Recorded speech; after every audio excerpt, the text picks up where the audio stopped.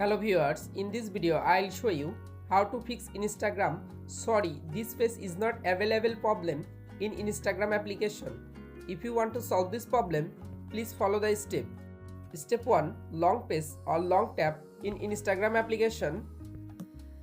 Go to apps info, click on storage, again click on clear data, tap on clear cache data. Step 2. Open Play Store. Go to search Instagram app.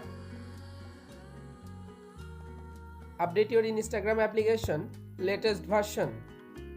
Step 3. Restart your device and again open it. Step 4. Again open your Instagram application. You can follow all of the steps to fix Instagram sorry this page is not available problem in Instagram. If this video helpful for you, please subscribe our channel and like this video.